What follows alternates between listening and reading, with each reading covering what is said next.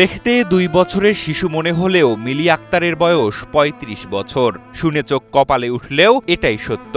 ২৮ ইঞ্চি উচ্চতার মিলি আক্তার যেন প্রায় ৩ যুগ ধরে থমকে আছেন নিজের শৈশবে। ছোটকাল থেকে বলে না, বৃদ্ধি পায় না আর কি। এই হরমোনজনিত কিছু কারণের জন্য আর কি বৃদ্ধি পায় না। প্রতিদিন সকালে ঘুম ভাঙলেই দাঁত ব্রাশ করতে বসেন মিলি। এরপর সকালের খাবার খেয়ে বাচ্চাদের জেলি ও জুসের খালি বোতল নিয়ে শুরু করেন খেলতে। কখনো কখনো আবার দোলনায় চড়তেও ভালোবাসেন মিলি। মিলির হাঁটাচলা, আচার আচরণ সবকিছু এখনো শিশুদের মতো। ঠিকমতো কথা বলতে না পারলেও আধো আধো গলায় মিলি বলে আতা গাছে তোতা পাখি, ডালিম গাছে মৌ।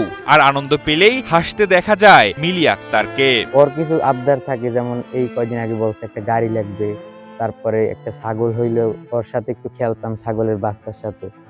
তারপরে এইসব মাঝে মাঝে বলে। মাঝে মধ্যে নিজের অপছন্দের কিছু হলে বাচ্চাদের মতো চট করে রেগে যান মিলি। কখনো মায়ের কোলে, কখনো ভাই, কখনো বা ভাগিনাদের কোলে সময় কাটে মিলি আক্তারের। ও খালি আমারে কয় তুই লম্বা হয়ে যাও, কিন্তু আমি লম্বা হই না কেন? তো এইরকম কথা যখন বলে সেই সময় তো আর আমাদের বলার কোনো ভাষা থাকে না। বাগেরহাটের মোড়লগঞ্জ উপজেলার পশ্চিম গুলিশাখালী গ্রামের নজরুল ও ফরিদা ইয়াসমিন দম্পতির দ্বিতীয় সন্তান মিলি আক্তার। মায়ের গর্ভে থাকা অবস্থায় বাবা নজরুল ইসলাম নিরুদ্দেশ হয়ে না ফিরলেও মা এখনো সামলে নিচ্ছেন মিলি আক্তারকে। জীবিকার তাগিদে প্রবাসী একটানা ২৭ বছর কেটে এসে বাড়ি ফিরে ফরিদা ইয়াসমিন দেখেন তার মিলির বয়স ঠিকই বেড়েছে, কিন্তু শরীরের উচ্চতা বাড়েনি। হরমোনজনিত কারণে ৩৫ বছরের মিলির শারীরিক উচ্চতা হয়েছে মাত্র ২ ফুট ৪ ইঞ্চি। এই যে আমার কোলে দেখতে পাচ্ছেন, ওর নাম হচ্ছে মিলি আক্তার। ওর বয়স হচ্ছে ৩৪ বছর আর উচ্চতা হচ্ছে ২৮ ইঞ্চি। মা ফরিদা ইয়াসমিনের বয়স যত বৃদ্ধি পাচ্ছে, মিলিকে নিয়ে তার দুশ্চিন্তা যেন ততই বৃদ্ধি পাচ্ছে। তাই মেয়ের ভবিষ্যতের জন্য সমাজের বিত্তবানদের কাছে আর্থিক সহযোগিতা চান ফরিদা ইয়াসমিন।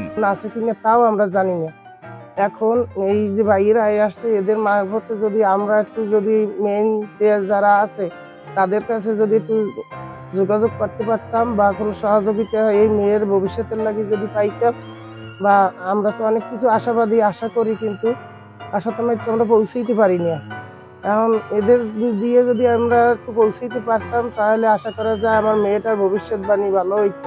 এ বিষয়ে মোড়লগঞ্জ উপজেলা নির্বাহী কর্মকর্তা মোহাম্মদ হাবিবুল্লাহ এবং উপজেলা প্রতিবন্ধী বিষয়ক কর্মকর্তা মোহাম্মদ কায়কোবাদ জানান, প্রতিবন্ধী হিসেবে উপজেলায় সরকারি যে সকল সুযোগ সুবিধা রয়েছে তার আওতায় মিলিকে আনা হবে। এখানে এই যে বাচ্চাটা আসলে চিকিৎসা যোগ্য না, যে চিকিৎসা করে এর এটা ডেভেলপ করবে, এর এই যে সমস্যাটা এটা উত্তরণ করবে, এটা আসলে সম্ভব না। তো সেক্ষেত্রে বিভিন্ন আর্থিক সহযোগিতা করা যেতে পারে, অথবা আমরা বিনামূল্যে হুইল চেয়ার প্রদান করে থাকি। তার যদি শ্রবণ শক্তির কোনো সমস্যা হয়ে থাকে তাহলে আমরা বিনামূল্যে হিয়ারিং এইড এটাও সরবরাহ করে থাকি। তো এই ধরনের যদি কোনো অ্যাসিস্টিভ ডিভাইস প্রয়োজন হয় তাহলে এগুলো আমরা সম্পূর্ণ বিনামূল্যে দিতে পারবো। ইউনিয়নের মিলি আক্তার, তার কথা আমি ইতিমধ্যে জেনেছি।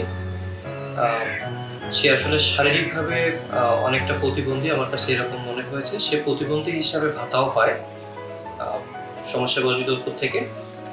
তো আমি তার সম্পর্কে জেনেছি। আমি চেষ্টা করব আমাদের সরকারি সুযোগ সুবিধা যেগুলো আছে তার আওতায় তাকে নিয়ে আসার জন্য, এবং তার খোঁজখবর নিয়েই আমরা এটা আসলে সিদ্ধান্ত নিব যে তাকে কিভাবে আমরা সহায়তা দিতে পারি।